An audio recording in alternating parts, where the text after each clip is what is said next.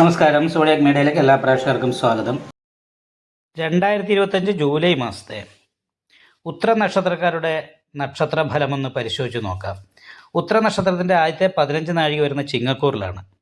അപ്പോൾ ചിങ്ങക്കൂറിലുകാർക്ക് 11ാം ഭാവത്തിൽ സർവേശ്വരകാരകനായിരിക്കുന്ന വ്യാഴം സഞ്ചരിക്കുന്ന സമയമായതുകൊണ്ട് നല്ല ദൈവാധീനമുണ്ട്. പൂർവ്വപുണ്യസ്ഥാനാധിപതിയായിരിക്കുന്ന വ്യാഴം ആ ഭാവത്തിലേക്ക് ദൃഷ്ടി ചെയ്തുകൊണ്ടാണ് സർവാഭിഷ്ട സ്ഥാനത്ത് നിൽക്കുന്നത്. മനസ്സിലാഗ്രഹിക്കുന്ന എല്ലാ കാര്യങ്ങളും സാധിക്കാനായിട്ട് യോഗമുള്ള സമയമാണ്.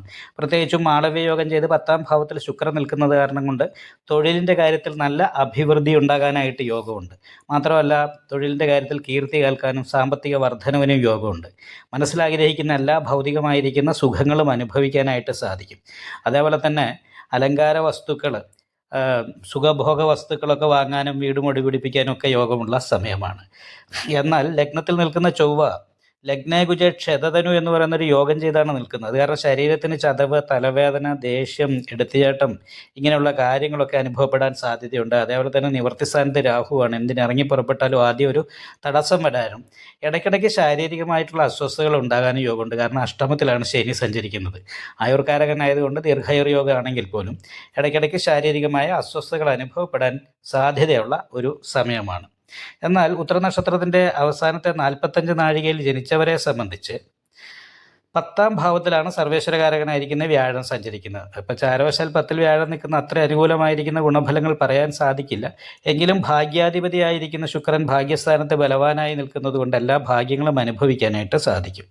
എങ്കിൽ പോലും ശത്രുസ്ഥാനാധിപതി ബാധാസ്ഥാനത്താണ് നിൽക്കുന്നത്. അലസപ്രേക്ഷ നിര്യാണകാരകനായിരിക്കുന്ന ശനി ശത്രുസ്ഥാനാധിപത്യം വഹിച്ച് ലഗ്നാൽ ബാധാസ്ഥാനത്ത് 7ാം ഭാവത്തിൽ നിൽക്കുമ്പോൾ ഇറങ്ങിപ്പുറപ്പെട്ടാലും ആദ്യം ഒരു തടസ്സം വരിക, ദാമ്പത്യ സുഖക്കുറവ് പോലെയുള്ള കാര്യങ്ങളുണ്ടാകുക, ഉദര സംബന്ധമായിട്ടുള്ള രോഗങ്ങൾ, അടിവേർ സംബന്ധമായിട്ടുള്ള രോഗങ്ങൾ, ഇങ്ങനെയുള്ള കാര്യങ്ങൾക്ക് പ്രശ്നമാണ്. കാര്യങ്ങളൊക്കെ സാവകാശമേ നടക്കുകയുള്ളൂ. അത് മാത്രമല്ല 10 രൂപ ചിലവാക്കേണ്ടിടത്ത് 20 രൂപ ചിലവാക്കിയാലും കാര്യം പരിപൂർണമായിട്ട് നടക്കാത്ത അവസ്ഥയാണ്. 12ാം ഭാവത്തിൽ ഘണ്ണകാരകനായിരിക്കുന്ന കേതുവും അതേപോലെ തന്നെ ചൊവ്വയും കൂടിയാണ് നിൽക്കുന്നത്. കലഹകാരകനായിരിക്കുന്ന ചൊവ്വ അഷ്ടമാധിപത്യം വഹിച്ച് 12 നിൽക്കുമ്പോൾ അനാവശ്യമായിട്ട് പണം കത്തിത്തീരുക എന്ന് പറയുന്ന രീതിയിൽ അനാവശ്യമായിട്ട് ചിലവ് വർദ്ധിച്ചുകൊണ്ടേയിരിക്കും. നിപുണായോഗം കൊണ്ട് നല്ല രീതിയിൽ സംസാരിക്കാൻ സാധിക്കും.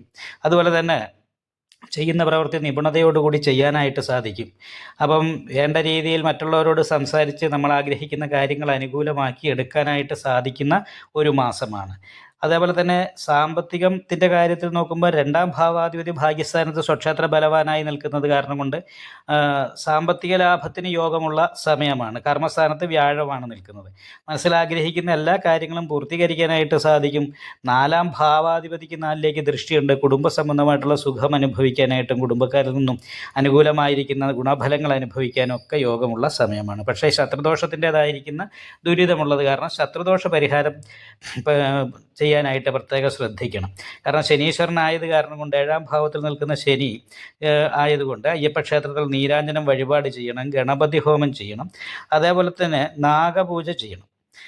വിഷ്ണു ക്ഷേത്രത്തിൽ സുദർശന പുഷ്പാഞ്ജലി കഴിപ്പിക്കുക, സുദർശന പൂജ ചെയ്യുന്നതും നല്ലതാണ്. ഇതൊക്കെ കാര്യതടസ്സം മാറിയാൽ അഭിവൃദ്ധി ഉണ്ടാകാനായിട്ട് വളരെ നല്ലതാണ്. അതേപോലെ തന്നെ അനാവശ്യമായിട്ടുള്ള ചെലവ് മാറുന്നതിന് വേണ്ടിയിട്ട് സുബ്രഹ്മണ്യ സ്വാമി ക്ഷേത്രത്തിൽ യഥാശക്തി വഴിപാട് ചെയ്യുക, സുബ്രഹ്മണ്യെ പ്രീതിപ്പെടുത്തുക, ദേവീ ക്ഷേത്രത്തിൽ രക്തപുഷ്പാഞ്ജലി പോലെയുള്ള വഴിപാടുകളൊക്കെ ചെയ്യുക, നെയ്വിളക്ക് കഴിപ്പിക്കുക, നന്നായിട്ട് ചെയ്യുക. നിങ്ങളുടെ അഭിപ്രായങ്ങൾ കമൻറ്റ് ചെയ്യാം. ജ്യോതിഷവുമായി ബന്ധപ്പെട്ട കൂടുതൽ കാര്യങ്ങൾ അറിയാൻ ഈ ചാനൽ സബ്സ്ക്രൈബ് ചെയ്യുക. ഞങ്ങളുടെ ഓൺലൈൻ കൺസൾട്ടൻസി നമ്പർ താഴെ ഡിസ്ക്രിപ്ഷൻ ബോക്സിൽ കൊടുത്തിട്ടുണ്ട്.